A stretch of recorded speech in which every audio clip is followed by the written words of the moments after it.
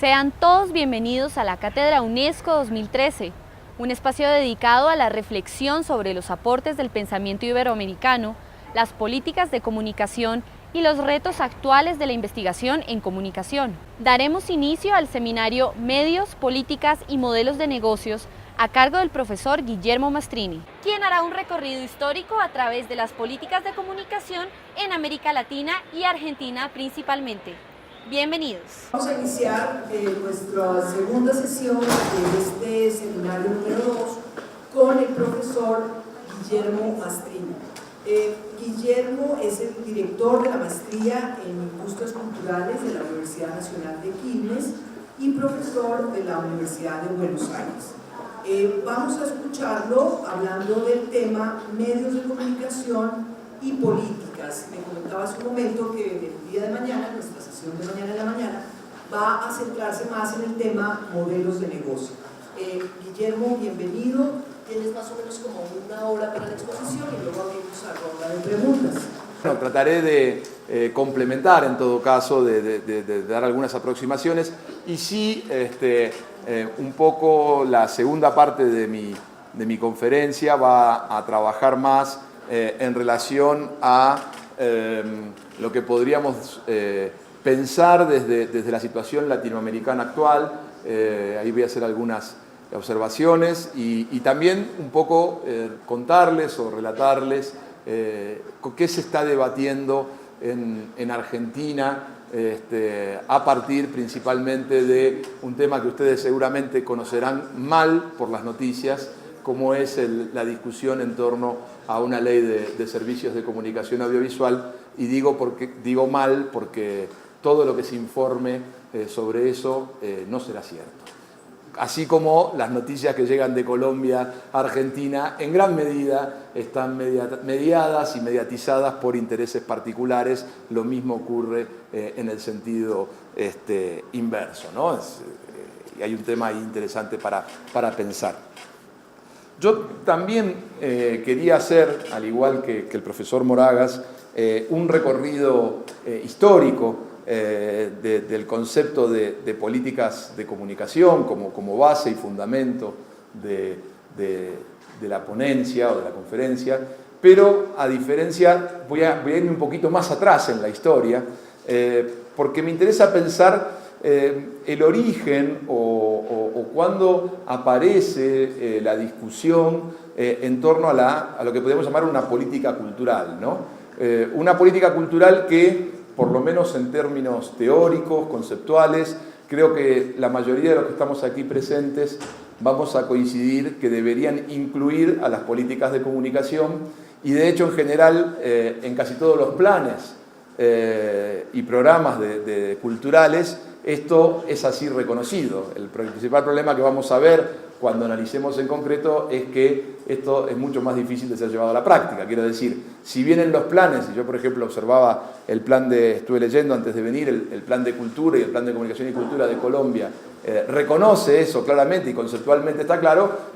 A la hora de ser llevado a la práctica hay una clara diferencia entre políticas de comunicación y políticas culturales, ¿no? Hay una segmentación que en muchos casos parte de una segmentación institucional, pero también en la práctica y en la ejecución de las políticas, ¿no? Y esto es una cuestión sobre la que sería interesante también poder reflexionar. Y decía yo que es interesante pensar sobre el origen de las políticas culturales, es decir, pensar cuándo en la humanidad se empezó a discutir el problema de la intervención sobre la producción cultural. Y lo digo intervención de una manera muy amplia, en primer lugar, en el sentido de no dejar la producción librada a la propia práctica, digamos, ¿no? Es decir, que había que tener... Y yo encuentro que ese momento, o ese momento fundacional, ese momento de debate, comienza con el debate que es muy significativo sobre la libertad de expresión. Y que es un debate inconcluso y que tiene consecuencias muy importantes en la actualidad, ¿no? Es decir, llega hasta nuestros días, ¿no?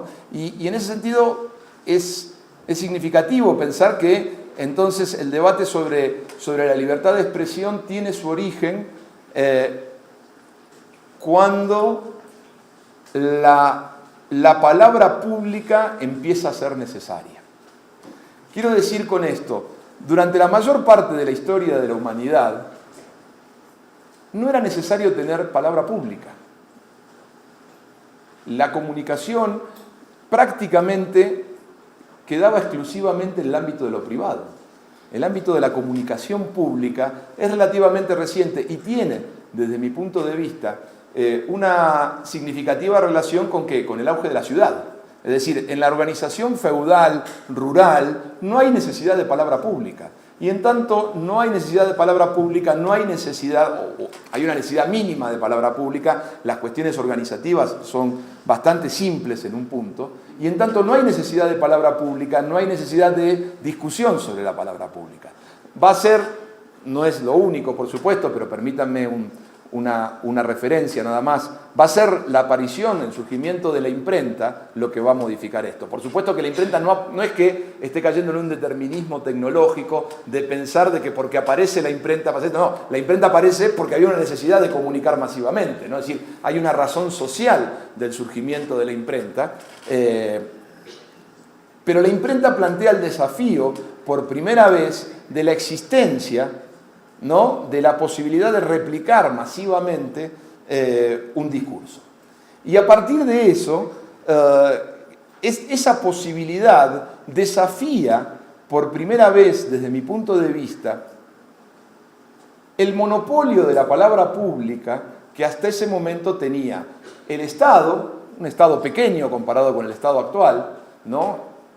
Incluso podríamos decir sistemas paraestatales como la nobleza, que eran los que realmente tenían palabra pública, y la Iglesia, que era en realidad quien tenía la verdadera palabra pública estaba en la Iglesia. ¿Y quién comunicaba? ¿Quién se comunicaba con la población masivamente? Era la Iglesia, el que tenía el púlpito. El lugar de la comunicación pública era el púlpito de la Iglesia medieval, ¿no? Y hasta ese momento era prácticamente un monopolio, pero un monopolio de hecho.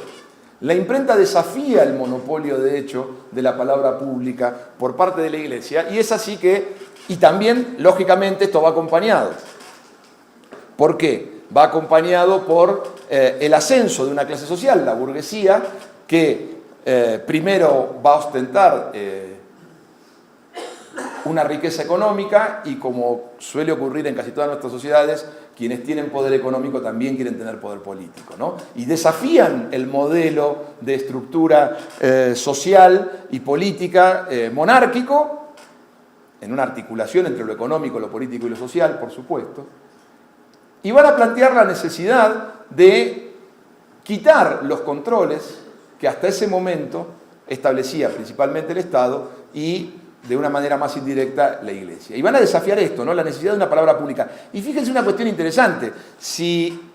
Entonces, la primera discusión, desde mi punto de vista, en torno a la idea de política cultural y de política de comunicación, el primer gran debate que vamos a tener, se va a dar a partir del año 1500.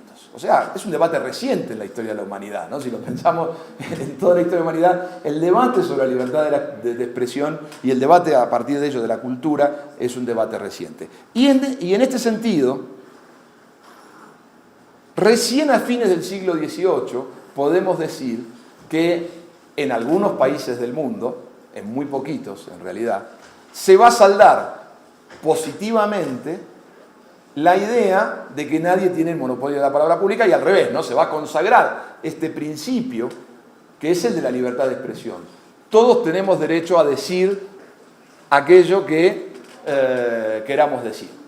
Y este principio, y justamente, y aparece una cuestión que es muy interesante, que es que va a quedar vinculada a la noción de libertad de expresión inicialmente a lo que los abogados, y aclaro que yo no soy abogado y me cuesta este tema, pero los abogados llaman el derecho negativo, es decir, el derecho, la consagración del derecho de libertad de expresión implica la no intervención del Estado. ¿Por qué? Porque hasta ese momento el Estado había sido el censor. Es decir, hay una concepción histórica de que la intervención del Estado es para censurar las ideas de la ciudadanía. Básicamente en aquellos momentos de una clase en ascenso como era la burguesía. El Estado monárquico del siglo XVII es un claro ejemplo de ejercicio de la censura frente a la irrupción de la burguesía, ¿no? Y esto es cierto, pero tiene un problema, que lo voy a abordar más adelante, que es que no vivimos más en un Estado monárquico. Quiero decir, el gran cambio es el cambio en el rol y en el papel y en las lógicas del Estado en relación a esto. O sea, quiero decir, está bien conceptualizar en ese momento la crítica a la censura por parte del Estado monárquico, pero me parece incorrecto mantener esa concepción de libertad de expresión basada solo en un derecho negativo de no intervención del Estado, y eso lo voy a después recuperar, permítanme, más adelante cuando analice las políticas de comunicación en la actualidad, ¿no? Entonces, digamos, hacia fines del siglo XVIII, siglo XIX, de más está decir el siglo XX, pero me interesa detenerme durante un momento en el siglo XIX, ¿no? El siglo XIX es muy interesante porque es el momento en el que, según Habermas, en un libro clásico que supongo que la mayoría de ustedes conocerán, que fue publicado tempranamente, traducido, podríamos decir, tempranamente al castellano, tuvimos la suerte que el profesor Moraga, que aquí nos acompaña, dirigiera esa colección célebre de Gustavo Gili, ¿no? Que tradujo, y esto también es, perdonen la digresión, pero es una cuestión que a mí siempre me gusta comentar, ¿no? El libro fue traducido, si no mal no recuerdo, el título es Historia y Crítica de la Opinión Pública, en castellano, pero recuerden ustedes que Habermas usa un término alemán, que no voy a, por obvios motivos de mi escaso pronunciamiento del alemán, el título del original en alemán de Habermas es, no es así, pero sería una historia de la publicidad. Pero historia de la publicidad no entendida como la entendemos en castellano, y por eso que hay una traducción y hay una derivación, sino historia de lo público. El problema de lo público, ¿no? O sea, la conceptualización de lo público en la sociedad burguesa. Que Habermas hábilmente identifica el siglo XIX como la plena expansión de la esfera pública burguesa. Es decir, y a mí me interesa esta noción en Habermas. Habermas dice, ya no existe el Estado censor, ya el Estado ha cambiado, por supuesto, hablando de los países, de 4 o 5 países europeos. Dice, ha desaparecido ese Estado censor y todavía no han aparecido las restricciones del mercado.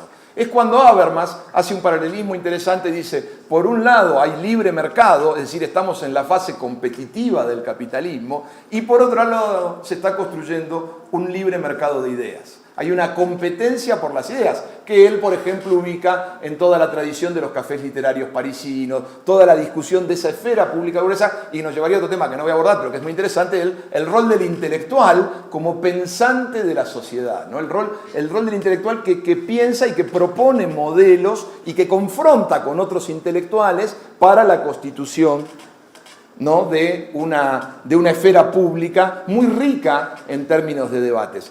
Pero rápidamente Habermas advierte, algo que para mí es muy interesante, dice, la burguesía también tempranamente se da cuenta de los riesgos de esa esfera pública libre. Esa libertad que había generado, es decir, frente a las restricciones del Estado monárquico, ¿por qué? Porque también aparecían los desafíos a las propias lógicas de la sociedad burguesa. Es decir, en esa espacialidad que lógicamente lo podemos ubicar, para poner un ejemplo, no hace falta, ¿no? en lo que se plantea en la Comuna de París, digamos, ¿no? Es decir, y toda la irrupción del pensamiento marxista crítico de la burguesía, ¿no? y del sistema, no solo del sistema productivo, sino del sistema político burgués. Y a partir de ahí viene un momento interesante que podríamos ubicar en el siglo XX, que es que ya las restricciones a esa esfera pública no van a estar dadas por el Estado, sino que en mayor medida van a estar dadas por el mercado. Es decir, es cuando se van a dar los procesos de concentración de la propiedad de los medios, y la primera sin dudas es la prensa, a partir de un cambio muy significativo, como es la irrupción de la publicidad como elemento central de financiamiento de los medios de comunicación. Recuerden ustedes que históricamente los periódicos,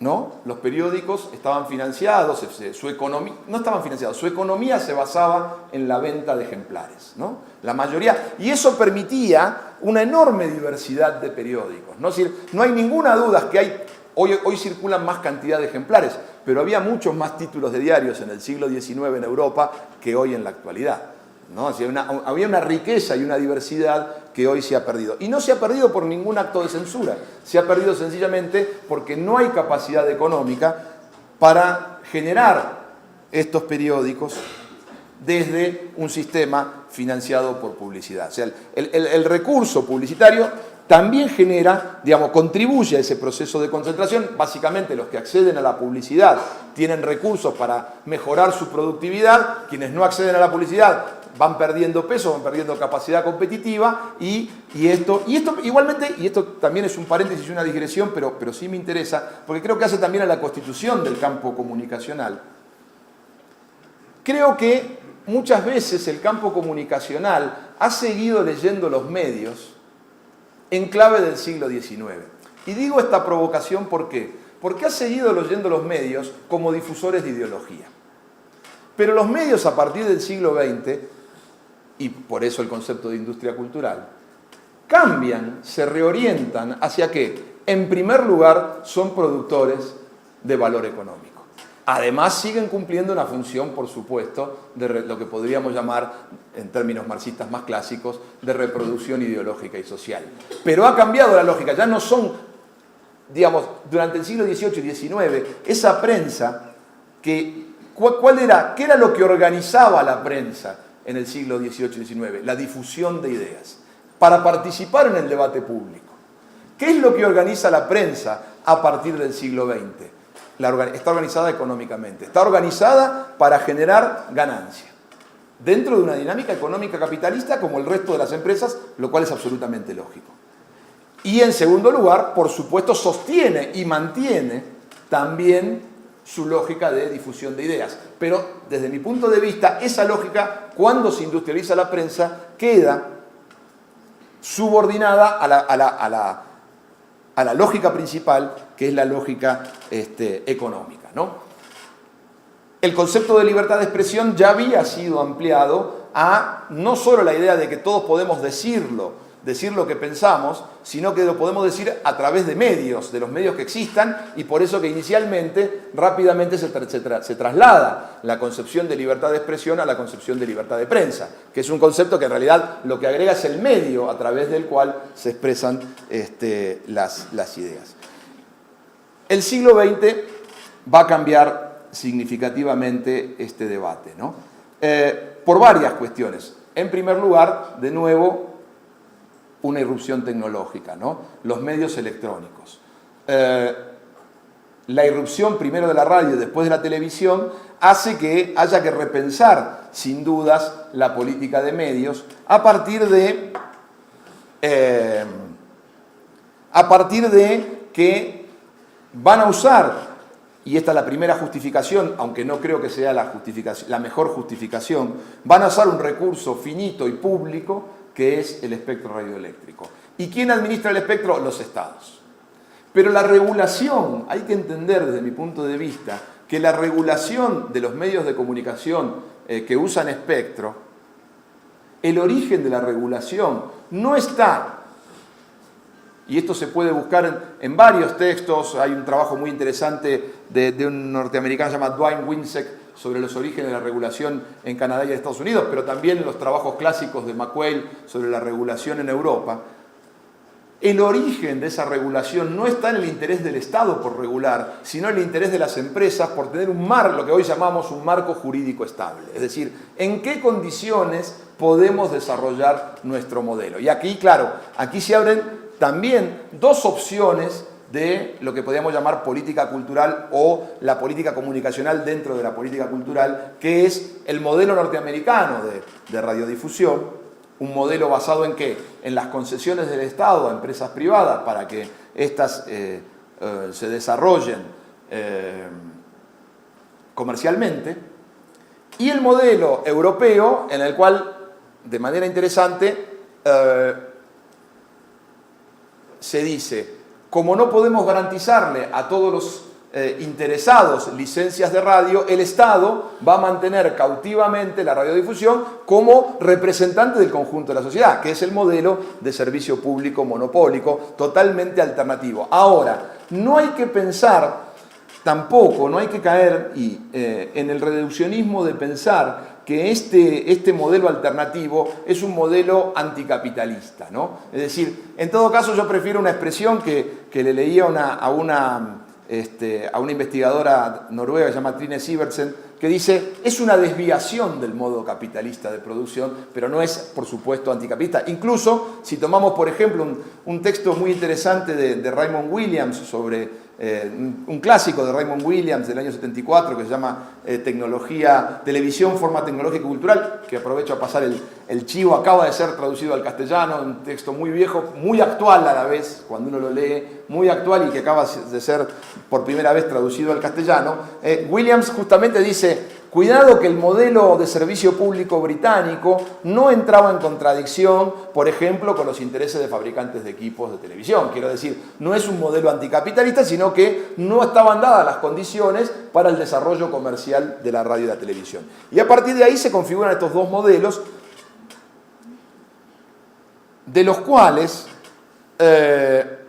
van a influir a nivel mundial, es decir, en el resto del mundo, principalmente en Asia y en Europa, el modelo que va a predominar es el modelo europeo. Esto tiene que ver también con una cuestión absolutamente geopolítica. Estamos todavía en el periodo colonial y la metrópoli difunde su modelo, y en América Latina, ya independizada, ¿no?, en el siglo XX, pero cambiando justamente en un momento que está cambiando la hegemonía sobre América Latina e irrumpe Estados Unidos con fuerza, el modelo que se va a adoptar para la radio y televisión, con la excepción, lo tengo que aclarar porque estamos aquí, de Colombia y parcialmente de Chile, va a ser el modelo norteamericano de radiodifusión, es decir, un modelo básicamente comercial, ¿no?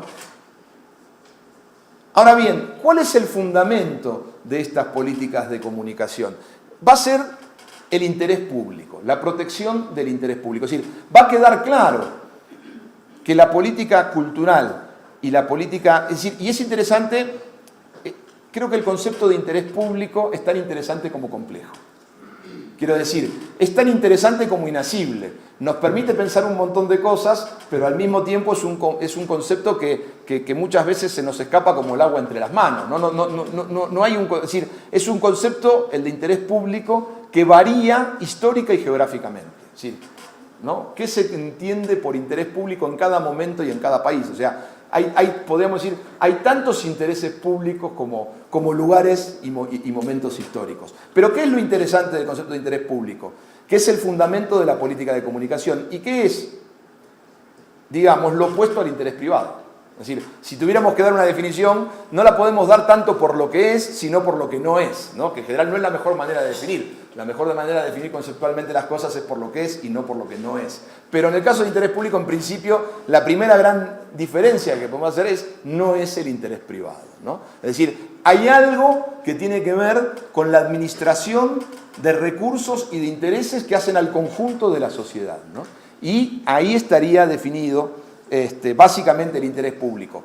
Y en este interés público va a haber, desde mi punto de vista, una tensión muy fuerte entre dos valores a proteger. Por supuesto hay más, pero los dos que estructuran la gran discusión son el bienestar económico, es decir, dicho de una manera más actual, si se quiere, la sustentabilidad del sistema, se haya elegido el que se haya elegido, el modelo público o el modelo comercial, frente a un valor que es absolutamente extraeconómico, que es la diversidad, ¿no? Es decir, acá hay una tensión muy fuerte porque además cabe decir desde el principio que son valores que en gran medida, y ahora voy a explicar por qué voy a sostener esta afirmación, son contradictorios. Si quieren lo digo provocativamente, la diversidad es cara. La diversidad cuesta dinero. La diversidad no es eficiente económicamente. Lo que pasa es que es un valor social y político muy importante, y creo que casi todo lo que estamos en la sala vamos a coincidir que es un valor a proteger y que la política cultural tiene que incidir para proteger ese valor, pero que, insisto, es un valor absolutamente extraeconómico. Es decir, mañana avanzaremos un poco más en eso, que es la parte de la economía, pero está claro que si dejamos librado al mercado y sobre todo a criterios de eficiencia económica, toda la producción cultural tiende por la naturaleza del bien simbólico, insisto, lo voy a desarrollar mañana porque si no, no me va a quedar tiempo para lo que quiero decir hoy, tiende a lo que podríamos llamar monopolios naturales. Es decir, son bienes no rivalizantes, entonces hace que todos podamos compartir el mismo producto cultural, y en términos de eficacia económica es más eficaz que exista uno a que existan muchos. Pero eso choca de plano, esa idea, esa tendencia de los bienes comunicacionales y de los servicios comunicacionales y culturales, choca de plano con algo, con un valor que, insisto, desde mi punto de vista, también está arraigado desde los orígenes de la humanidad, que es la diversidad. Reconocer que somos distintos como seres humanos y en el reconocimiento de la diversidad, la necesidad de protegerlo. ¿Por qué? Porque cuando eso no había sido un problema, el problema de la diversidad, no había sido un problema, en tanto no había una lógica económica de producción de la cultura. Cuando entra una lógica económica de la empresa capitalista, que lo que procura, lógicamente y de acuerdo a las lógicas inherentes al capitalismo, es maximizar la ganancia, la diversidad entra en conflicto con eso. Entonces, toda la política cultural, y especialmente la política cultural para la radio y la televisión, tuvo la tensión entre estos dos valores, ¿no? Es decir, cuando digo tensión no quiero decir que se haya desequilibrado absolutamente para uno o para otro lugar. Siempre se está, ¿no? Una política, algunas acciones de política promueven un valor y generalmente aparecen otras que van a compensar eso, ¿no? Es decir, hay una tensión, es decir, hay una balanza que se está moviendo permanentemente. Ahora, para definir esa política, además, para definir la política comunicacional, tenemos que pensar quiénes son los actores que definen la política comunicacional. Y en este sentido podemos identificar, yo aquí sigo un trabajo también muy clásico, que para los que les interese el tema lo recomiendo, que es un texto de Van Quillenburg y McQuaid, que se llama Los cambios en los paradigmas de política comunicacional, es un texto de hace unos 10 años aproximadamente. Van Quillenburg y McQuaid dicen, bueno, en realidad hay tres actores, ¿no? Tres actores genéricos, identificables, ¿no? Está el sector privado, las empresas, el Estado, la sociedad civil. Claro, ¿qué ve Van Quillenburg y McQuaid ven rápidamente? Dice, de estos tres actores que serían los potencialmente interesados en la política de comunicación, a la mesa de discusiones históricamente solo se han sentado dos. Hay un actor que se ha quedado afuera de la discusión, que creo que para todos ustedes es obvio que es la sociedad civil, ¿no? Es decir, las políticas de comunicación históricamente fueron construidas por las empresas interesadas, que, como les digo, las empresas necesitan un marco regulatorio. En América Latina hay un extendido discurso por parte de las grandes empresas de medios. En Argentina esto es casi cotidiano, no sé qué tanto se reproduce aquí en Colombia, pero los dueños de medios suelen tener como una muletilla que dicen: la mejor ley de prensa es la que no existe. Bueno, eso no es verdad ni para ellos mismos. Ellos no lo creen, ellos lo dicen porque es una construcción discursiva que les sirve. Pero, digo, yo les planteo rápidamente, bueno, si no hay ley, entonces cada uno que quiere montar una radio la monta, porque si no hay ley, no hay ley. ¿No? Pero no, la ley tiene que garantizar distintas cuestiones que son básicas. Propiedad privada, reparto de la licencia, etc. O sea, y eso se hace por ley, yo no conozco otra manera de hacerlo. Es decir, la idea de que la ley no existe no es real, no conduce a nada, ¿no? Y al contrario, hay muchas regulaciones que en algunos casos incluso son punitivas, ¿no? Persecutorias de los que no cumplen con la ley. Entonces no existe esa idea, pero está extendida, ¿no? La idea de la no regulación. La empresa está interesada en la regulación porque necesita las condiciones de operación en el mercado.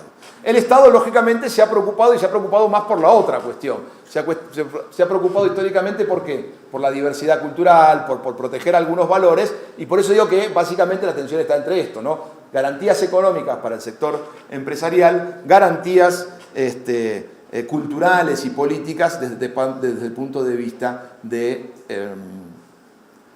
Estado. Ahora, ¿qué pasa con la sociedad civil? ¿No? Y esta es una pregunta interesante que me parece que debemos hacer. ¿Por qué la sociedad civil no ha... la sociedad civil sí, la ciudadanía no se ha preocupado, no se ha movilizado, no ha generado una propuesta propia? En primer lugar, cabría una explicación, si se quiere, un poco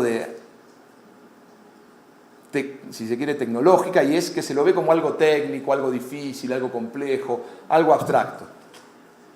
Y esto puede ser que en parte sea cierto. Sin embargo, yo diría que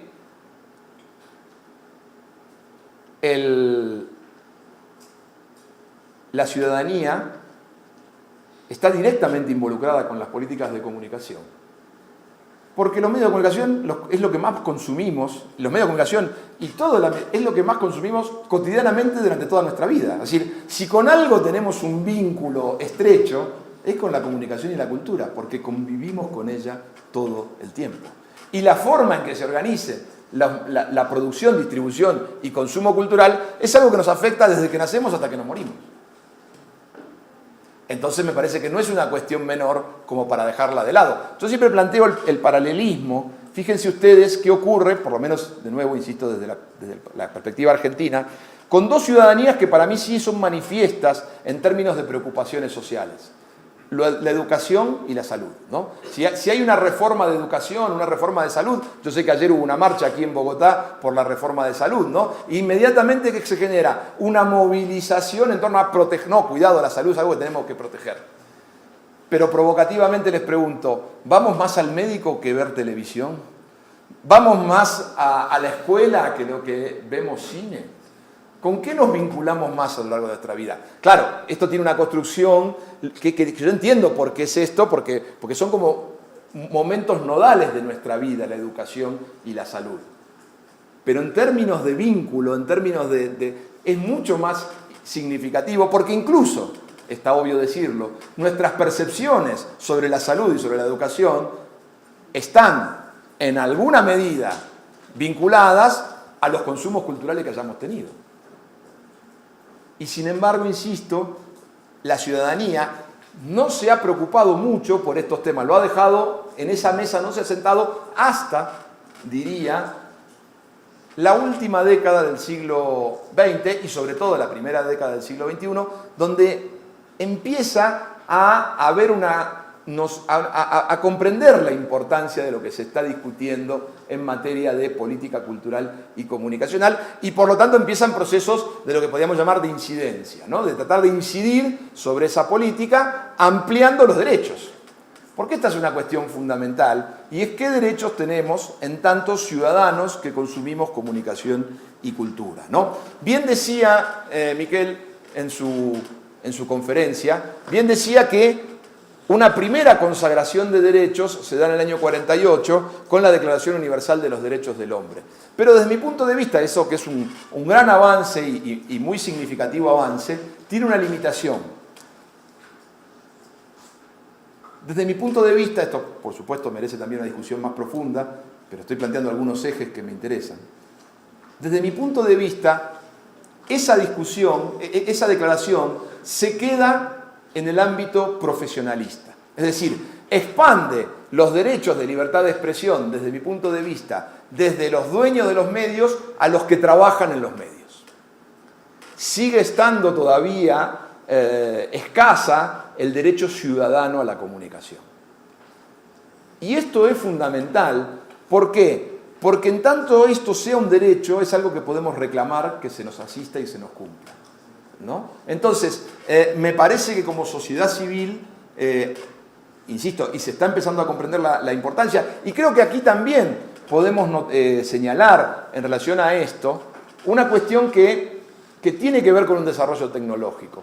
Creo que la digitalización ha afectado nuestra relación en términos de ciudadanos vinculado a las políticas de comunicación y cultura. Porque fíjense que hasta los momentos previos o anteriores a la digitalización, la posibilidad de ser creadores culturales era algo lejano, era algo que solo podíamos llegar a tener a través de los medios de comunicación. Incluso esto se puede pensar, por ejemplo, para las organizaciones sociales, ¿no? Cuando uno analiza cuál era la política de comunicación de las organizaciones sociales, cualquiera sea, medioambientalistas, feministas, cualquiera que era, tenemos que llevarnos bien con los medios porque los medios son los que transmiten nuestras preocupaciones a la sociedad. Hoy todos sabemos que la digitalización nos permite establecer canales directos de comunicación y esa función de mediatización exclusiva, porque por supuesto que siguen teniendo una función importantísima de mediatización, pero ya no es exclusiva, ya se ha roto ese oligopolio comunicacional, sea del Estado o sea del sector privado, está, digamos, nos pone más cerca a todos de pensarnos como productores culturales. Y si todos estamos más cerca de pensarnos como productores culturales, nos interesa mucho más cuál es la política que permite que podamos difundir lo que producimos. Y yo creo que en este sentido se da este cambio, ¿no?, de que la sociedad civil empieza a pensarse como ciudadana de la comunicación y empieza a pensar que la política de comunicación afecta directamente su lugar en el campo comunicacional, ¿no?, que antes era una idea más difusa, ¿no? Entonces, yo creo que sí es momento de pensar, de discutir la noción, una noción. Aquí hay dos opciones en relación al concepto de libertad de expresión.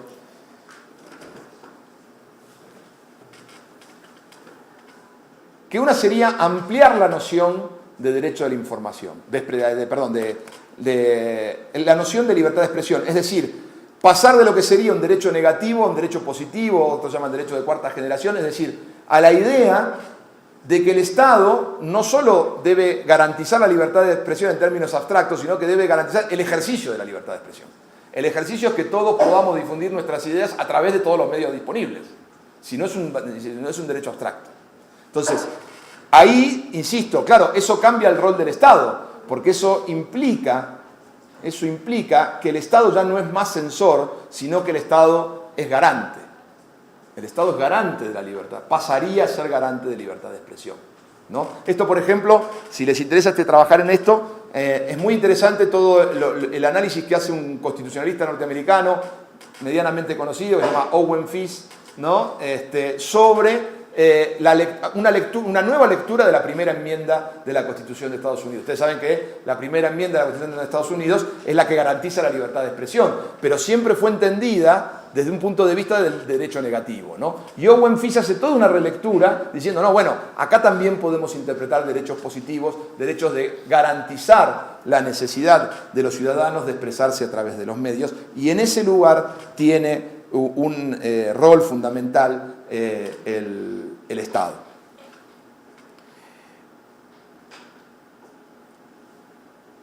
La otra opción es reemplazar el concepto por el de derecho a la comunicación. Claro, la ventaja de esta situación de pensar en derecho a la comunicación es que uno lo crea desde la nada, no tiene que lidiar con la historia y el problema es que instalar un nuevo concepto es mucho más difícil que modificar el. Quiero decir, le veo como. Hasta hace 2 o 3 años yo estaba convencido que había que optar por la opción del derecho a la comunicación. Hoy creo que, por ejemplo, todas las opiniones consultivas y todos los informes de la Relatoría de Libertad de Expresión del Sistema Interamericano de Derechos Humanos se hacen cargo de la ampliación del concepto de libertad de expresión, ¿no? Entonces, quiero decir, es más complejo esto y no lo planteo como una opción cerrada, ¿no? Es decir, lo que está claro, desde mi punto de vista, en que más allá de cómo lo denominemos, el Estado debe garantizar el derecho ciudadano a la cultura y a la comunicación. Y garantizarlo es superar una primera etapa del proceso de democratización cultural, que fue la lógica del acceso. Cuando, en primer lugar, cuando se pensó cómo democratizamos la cultura, democratizamos el acceso, que todos reciban, ¿no? Yo creo que la ampliación de ese concepto, que estaba, por ejemplo, en las concepciones de políticas nacionales de comunicación de los 70, que estaba en el informe McBride es que no basta con el acceso a la cultura, sino que es necesaria la participación como complemento necesario, indispensable, de la posibilidad de ejercer completamente esa idea. Y ahí viene toda la lógica. ¿Cómo el Estado garantiza que esto efectivamente se cumpla? ¿Cómo el Estado garantiza acceso y participación? ¿Cómo el Estado promueve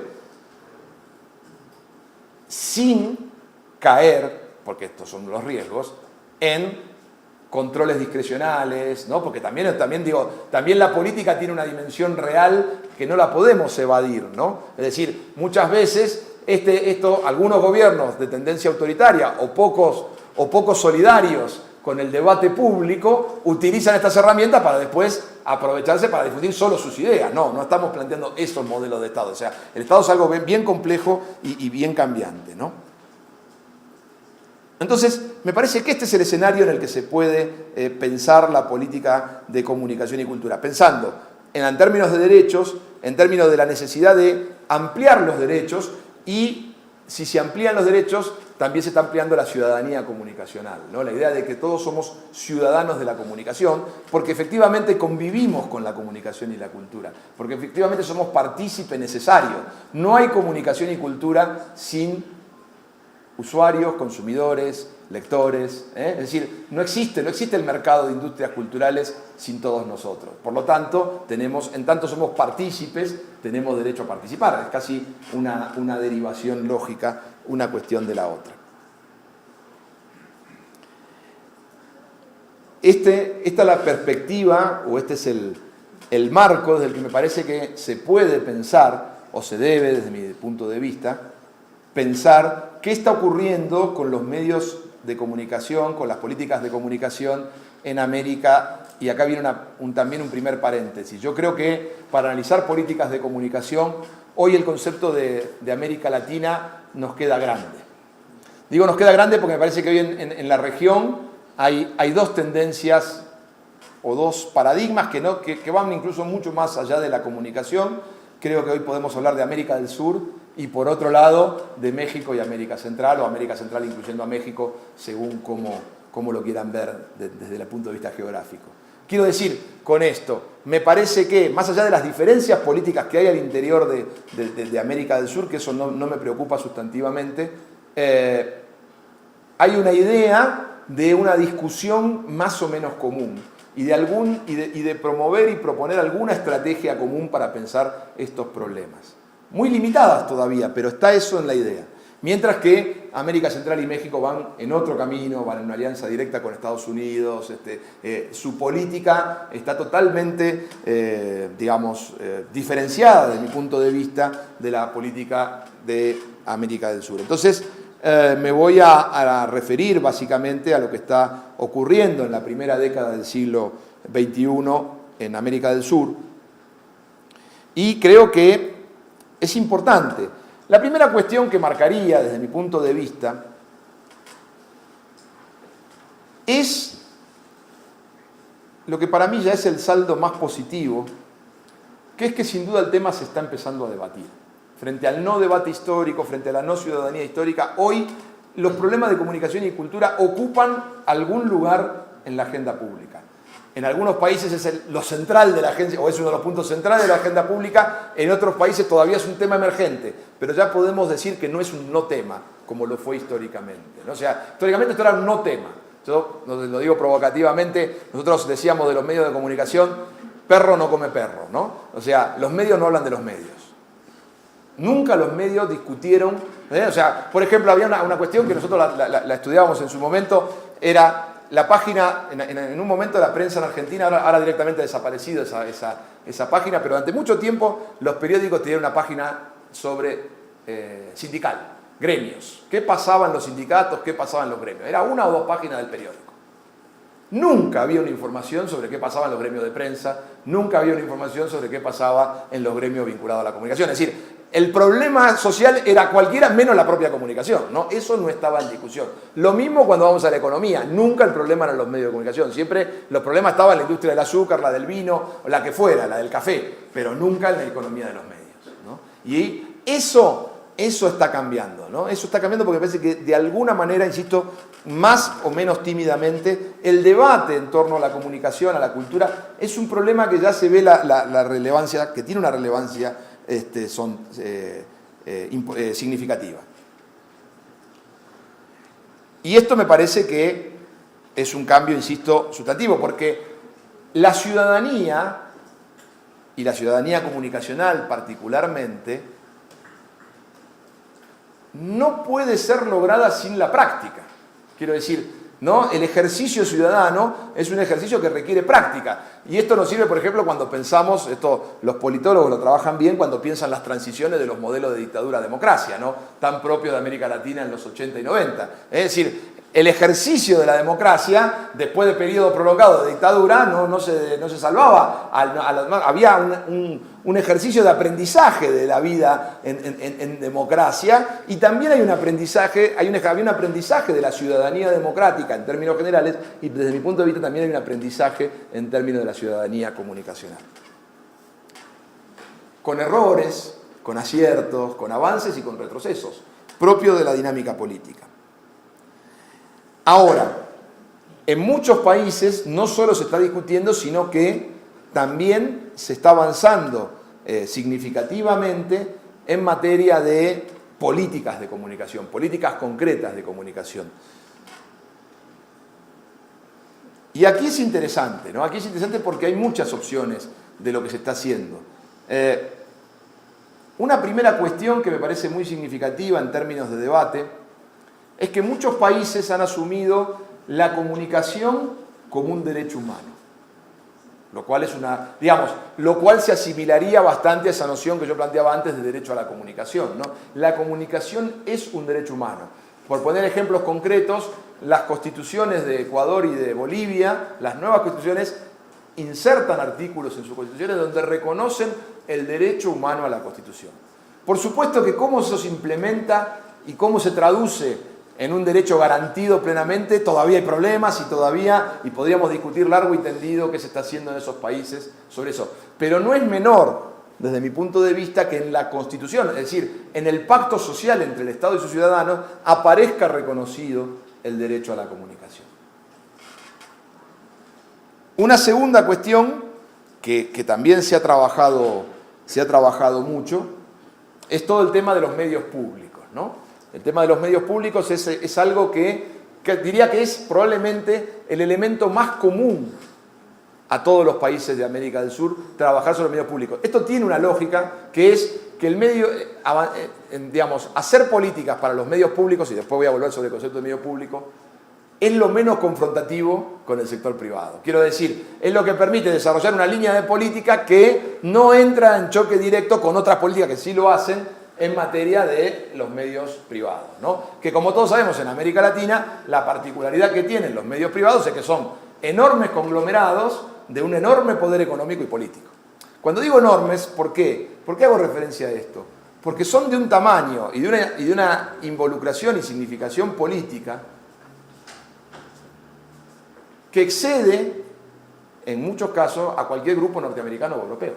Su capacidad de incidencia política y económica, ¿no? Es decir, hay grupos de medios norteamericanos y europeos que son mucho más grandes que los latinoamericanos, pero en un contexto de economías más grandes donde su poder se ve, de alguna manera, disputado por otros grupos de poder. En América Latina, los medios de comunicación, sabemos bien, forman parte del entramado central del poder político y económico. Entonces, confrontar con eso tiene una dificultad mucho mayor. Vuelvo a los medios. Entonces, hay una política de creación, de promoción de lo que idealmente deberíamos llamar medios públicos, y que cuando analizamos las políticas concretas tenemos que bajar nuestras expectativas, lamentablemente, no es algo porque todavía esa noción de lo público, en tanto de lo opuesto a eso que mencionaba al principio, de ese concepto habermasiano de la publicidad, no se refleja plenamente en los medios que ahora yo los voy a introducir. Yo los llamo medios de propiedad estatal, porque eso sí es característico, ¿no? Hay medios que son de propiedad del Estado. De ahí a que sean medios públicos todavía tenemos una distancia que depende de la ciudadanía en gran medida que esa distancia sea reducida, ¿no? Cuando digo, o sea, medios de propiedad estatal es que son de propiedad de Estado. Ahora, ¿ejercen un verdadero rol de medios públicos, dando la palabra a todos los sectores sociales? Bueno, en general no. En general no. Es decir, y acá hay que fíjense, y voy de nuevo, me restringo al caso argentino porque prefiero no opinar de lo que conozco menos, ¿no? Son canales que sin duda promueven la diversidad cultural, pero que tienen muchas más limitaciones a la hora de promover la diversidad política, ¿no? O sea, en términos políticos siguen anclados en una lógica que incluso podríamos llamar gubernamental, ¿no? O sea, son, en términos informativos, ¿no? Están muy vinculados a las necesidades de la agenda del gobierno, lo cual no solo es un error conceptual, desde mi punto de vista es un error político, porque deslegitima absolutamente esos medios. Esos medios, cuanto más los medios son identificados con el gobierno, está claro, y esto se sale de todas las estadísticas, menos confiabilidad tienen, menos audiencia tienen. Porque que esto, fíjense, es una diferencia muy significativa con lo que ocurre en Europa, con una larguísima tradición de servicio público, de medios públicos, donde en todos los países el programa más visto de los canales públicos, ¿cuál es? El noticiero. Porque la gente confía más en el canal del Estado como promotor de una diversidad que en el canal privado que lo identifica con intereses económicos concretos. En América Latina, y tiene una razón de ser, insisto, no es por nada, todavía confiamos más en los privados que en el del gobierno, ¿no? El gobierno va solo a decir su verdad y va a ocultar las críticas y todo eso, y entonces por eso que hay una distancia entre lo que podemos llamar medio de propiedad estatal y medio público. Pero bueno, eso sería. Ahora, en términos de diversidad cultural, sin duda son mucho más diversos que los canales privados, ¿no? Cuando uno analiza parrillas de programación de los canales, son mucho más diversos en los géneros que cubren, en las perspectivas culturales. No hay un problema en la noción de cultura, el problema está en la política con los medios, ¿eh? Insisto, estoy generalizando, de Argentina no tengo duda de que esto es así. Otro elemento que ha aparecido notablemente en América del Sur en los últimos tiempos son las políticas anticoncentración, ¿no? Es decir, lo que pasa es que la política anticoncentración, que es fundamental, si el diagnóstico es que los medios están absolutamente concentrados, que los niveles de concentración que hay en los medios de América Latina no encuentran parangón en ningún lugar del mundo, o sea, ustedes saben que nosotros hicimos una investigación con mi amigo y colega Martín Becerra sobre los niveles de concentración en América Latina, y nos da que las 4 empresas, en el mejor de los casos 4, en algunas veces menos, dominan al menos el 80% del mercado. Así como conclusión muy general, esto después se podría estudiar más profundamente. Es decir, una concentración altísima. Ahora, el gran problema de la política pública aquí es cómo desconcentrar, ¿no? Porque cuando la situación, o sea, una cosa es no permitir la concentración y otra cosa mucho más difícil es ir para atrás, es hacer el recorrido inverso. Bueno, diagnosticamos que la concentración es muy alta. La concentración es muy alta y esto tiene dos problemas. Tiene un problema incluso en términos de eficacia económica. ¿Por qué? Porque establece barreras de entrada, cuellos de botella, quiero decir, no es eficiente desde una perspectiva de mercado competitivo, pero mucho menos eficiente es en términos de diversidad cultural, política, etcétera, etcétera. ¿Cómo desconcentrar? Bueno, esto es uno de los grandes problemas.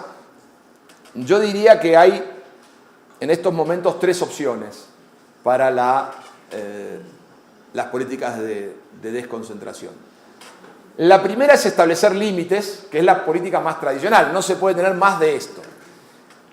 El problema de esa política es que es muy difícil ir para atrás. Después voy a contar el caso argentino con más en detalle. Es decir, si el que está tiene más del límite que voy a establecer, ¿cómo hago para llevarlo para atrás? Es muy costoso e implica, sin duda, una confrontación notable.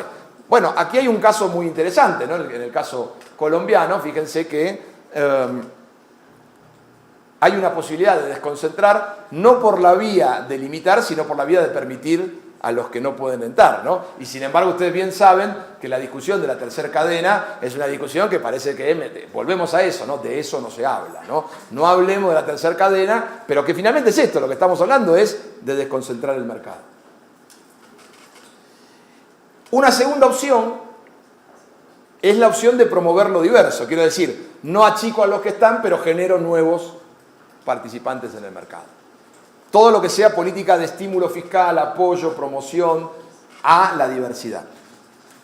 El gran problema que tiene esta política, volvemos a algo que decía al principio, ¿cuál es? Que es muy cara. Sobre todo porque en general hay que sostenerla en el tiempo. No es como en otro lugar donde yo doy un empujón y ya después la empresa empieza a rodar. Aquí generalmente los estímulos tienen que ser muy duraderos en el tiempo y producir, como yo les decía, es muy caro en materia, por ejemplo, audiovisual, ¿no? Entonces, en épocas de restricciones económicas, en épocas, aun cuando en estos momentos en América del Sur podemos decir que la economía no está en su peor momento y por lo tanto hasta podríamos pensar en algún impulso en este sentido, ¿no? Entonces, la política y una tercera opción, que es la que ahora defienden en general las grandes empresas, ¿cuál es? Los tribunales de defensa de la competencia, ¿no? Ustedes saben que viene en la línea de la mejor política a la que no existe. O sea, la protección de la diversidad, lo que ellos llaman ex post, ¿no? A posterioridad. Bueno, no hagamos algo restrictivo, sino que dejemos que el mercado, y si hay algún problema, estudiémoslo. Yo lo que pasa es que digo que en materia comunicacional son pésimos defensores, ¿no? O sea, no defienden nada esos tribunales. Porque aprueban todas las fusiones, y esto lo comparamos, por ejemplo, con Estados Unidos. En Estados Unidos, dos empresas se quieren fusionar y el Tribunal de Defensa de la Competencia dice, bueno, pero ustedes inviertan aquí, este mercado no lo puede tener. Digo, no encuentro un ejemplo similar en América del Sur, ¿no? Empresas que se fusionan, que pasan a controlar el 60-70% del mercado y el tribunal dice que eso no afecta a la competencia. Entonces, tenemos un problema ahí. En general, además, hay un problema de captura de agencia y todo eso, pero eso es otro tema. Entonces, ese modelo, a mí el modelo de Tribunal de Defensa de la Competencia, y además tiene un problema agregado. Los tribunales de defensa de la competencia, desde mi punto de vista, no entienden la especificidad del mercado comunicacional. Es decir, tratan a los mercados comunicacionales como al mercado del acero o al mercado automotriz. Bueno, para mí no. Porque, insisto, ¿pero por qué no es lo mismo? Porque hay un valor extraeconómico en la comunicación y la cultura. Un valor a proteger que no es el mero funcionamiento económico del mercado. Entonces ahí se genera un foco de conflicto con estos tribunales, pero que, insisto, lo menciono porque es la tendencia predominante. Lo que está predominando es, vamos hacia esos modelos de tribunales de defensa de la competencia. Y finalmente una cuarta área de política que se ha promovido, voy a mencionar 5, o sea que esta no es finalmente, es todo el tema de la producción de contenidos, ¿no? Es decir, cómo el Estado garantiza, apoya, promueve. De nuevo, volvemos a lo que marcábamos antes, es una política muy interesante con dos cuestiones que son fundamentales. La primera, por la tradición del tipo de Estado, del modelo de Estado que ha predominado en América Latina y en América del Sur, es que no sea discrecional. Si la política que se va a implementar es discrecional, no genera mayor diversidad, ¿no? Y esto, hay una tendencia muchas veces que tenemos que observar críticamente, decir, bueno, estamos de acuerdo con toda la política de promoción de contenidos, pero cuidado con la discrecionalidad del Estado, decir, amigo mío promociono, no amigo crítico no promociono. Ahí, esto es un tema que siempre aparece. La segunda cuestión, en realidad, o sea, la primera cuestión es que hubiera, desde mi punto de vista, alguna cláusula que garantice universalidad de la promoción, ¿no? Que no deje margen al Estado, ¿no? La segunda cuestión es que ¿cómo hacemos para pasar de un modelo de apoyo a un modelo de sustentabilidad autónoma, ¿no? O sea, no se puede pensar, insisto, o sea, tiene que ser algo, una política que también estimule, ¿no?, la autosustentabilidad en algún momento de los medios de comunicación. Y finalmente una política que ha sido bastante interesante en muchos países, estoy simplificando, después podríamos analizar país por país, pero no tenemos tiempo. No sé cuánto tiempo me queda, ¿10 minutos? ¿5? 10. Y una última política que desde mi punto de vista ha sido muy interesante, que es la política de promoción de la radiodifusión comunitaria, ¿no? Que se vincularía a la idea también de ciudadanía, ¿no? La podemos anclar en la idea de ciudadanía. Yo creo que ha sido bastante común a todos los países de América del Sur promover, alentar, tal vez con la excepción de Chile, pero en general con mejores condiciones. Fíjense, de nuevo nos lleva a pensar cómo se ha pensado el libre mercado históricamente en América Latina, ¿no? Entonces, no les sonará extraño si yo les cuento o si yo les digo que en muchos casos, cuando se permitían las radios comunitarias, les decían: usted puede existir, puede tener 0,01 kilowatts de potencia, no puede poner publicidad, no puede encadenarse, no puede transmitir cadenada, no puede. O sea, en el momento que le daban la partida de nacimiento, le daban la partida de función también.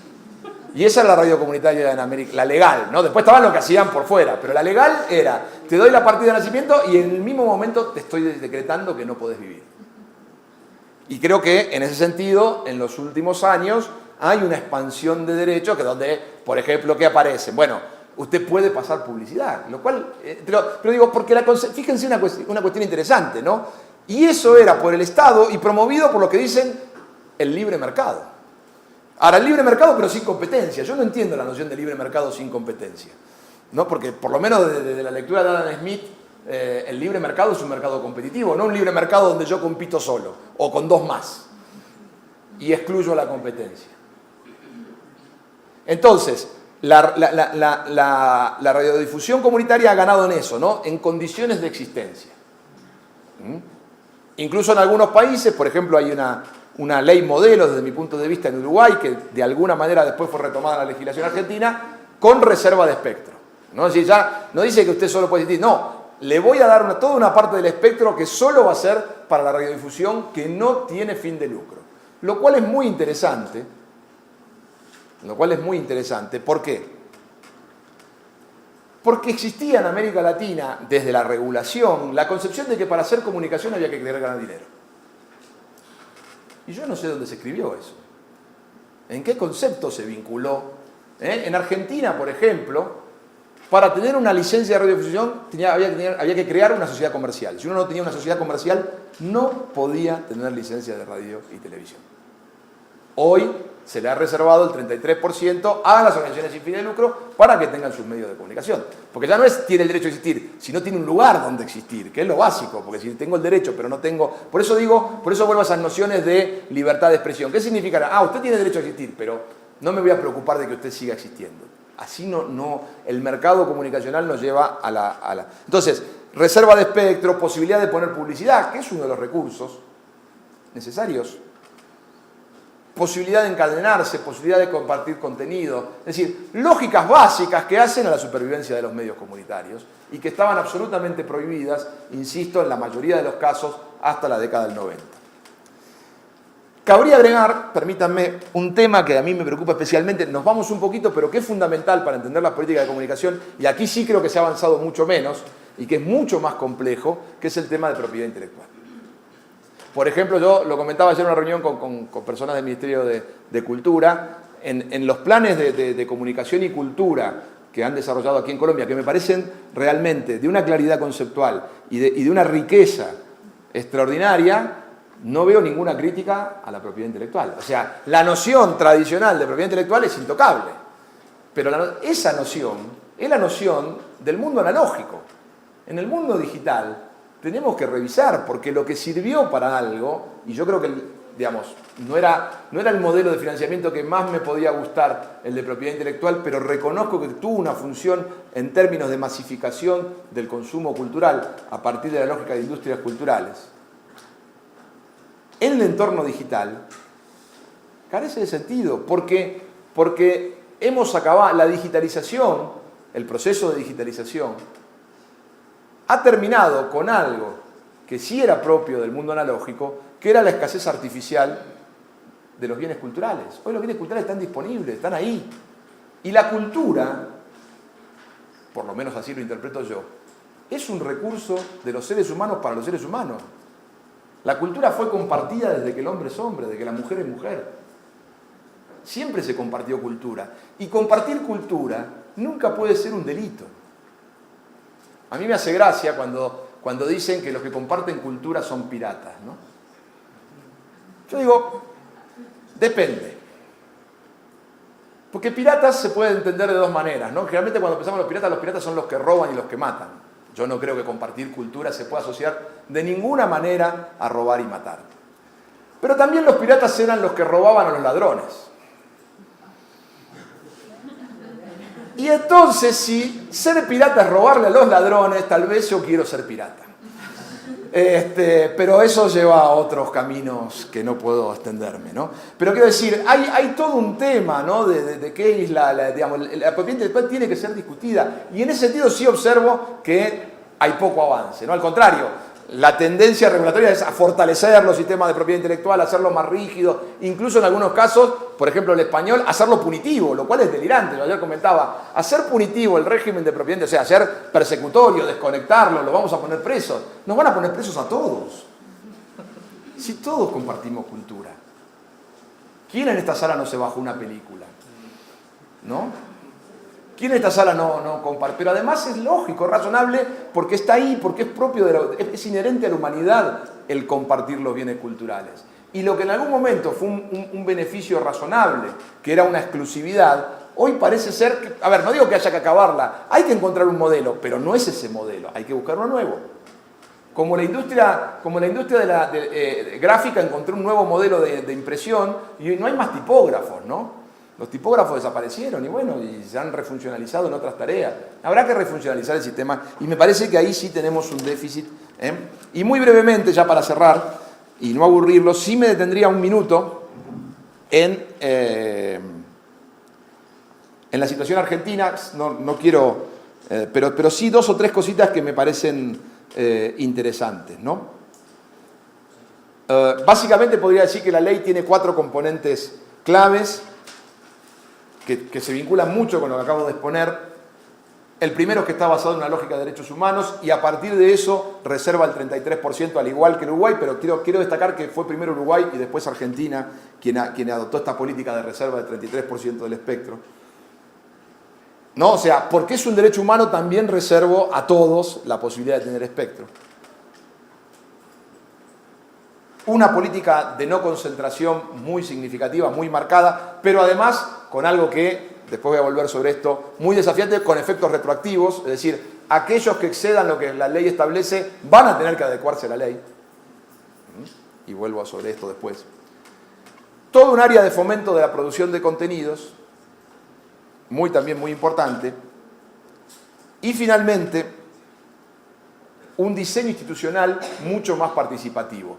No todo lo participativo que a mí me gustaría, pero mucho más participativo de lo que históricamente había. Por ejemplo, ahora tenemos una autoridad federal de servicio de comunicación audiovisual, la autoridad regulatoria, con participación de las mayorías y las minorías políticas, un Consejo Federal de Comunicación con representación federal y con representación de los actores involucrados directamente en la comunicación, usuarios, empresas, productoras, organizaciones de sociedad civil. Un consejo para la niñez y la infancia en televisión, consejo digamos que tiene una función en todo caso, no tiene capacidades de prohibir nada, pero sí de recomendar y de promover y de incluso y en algún caso incluso de indicar, solo a título indicativo, cuando se observa que se está afectando los derechos del niño y la infancia. Es decir, una batería de instituciones que me parece que han hecho más rico el entorno comunicacional. Y cierro, ahora sí, con una cuestión que ustedes seguramente alguna noticia habrán recibido. La semana pasada, la Corte Suprema de la Nación falló en torno a la constitucionalidad, inconstitucionalidad de la ley. El Grupo Clarín, que es el grupo más grande de medios de Argentina, que detenta el 60% de casi todos los mercados, bueno, del cable principalmente, y tiene posiciones muy importantes en televisión, en radio y en prensa gráfica, dice, le hizo un reclamo a la judicial diciendo que esta reforma era inconstitucional, porque afectaba a sus derechos patrimoniales. Yo acá tengo derechos adquiridos, derechos patrimoniales, y si se afectan mis derechos patrimoniales, se afecta la libertad de expresión. Y por eso vuelvo al inicio sobre el concepto de libertad de expresión. Y esto era un riesgo, porque digamos, de alguna manera, si la Corte Suprema le daba la razón al Grupo Clarín, quedaba el Estado atado de pies y manos para establecer política cultural, porque si cualquier afectación de derechos patrimoniales afectar la libertad de expresión, es poco lo que se puede hacer después. Y la Corte Suprema, en un fallo de 400 páginas que nos aburrió a todos, porque además alguna vez habría que recomendarles a los abogados que escriban para la sociedad y no para ellos mismos, pero ese es un problema que no podemos solucionar aquí.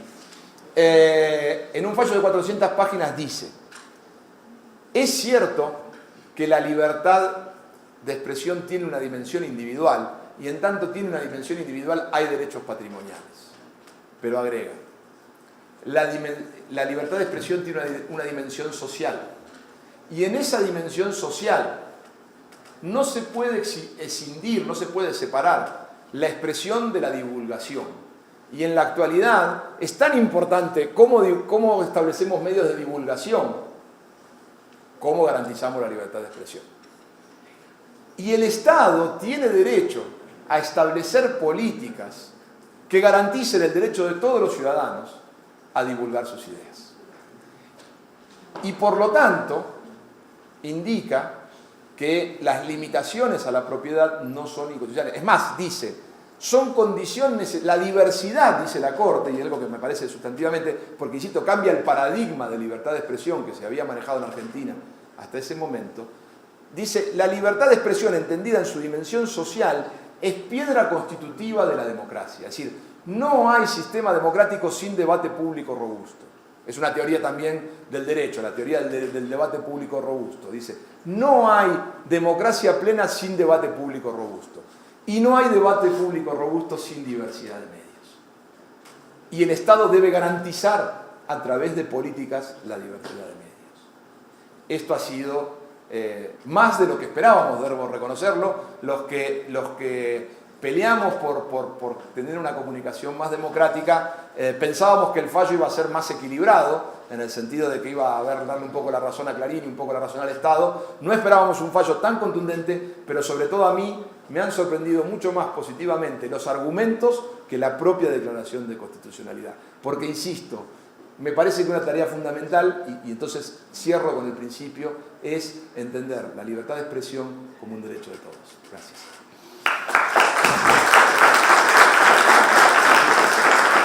Damos agradecimiento al profesor Guillermo Mastrini por su seminario Medios, Políticas y Modelos de Negocios. Los esperamos en una próxima ocasión.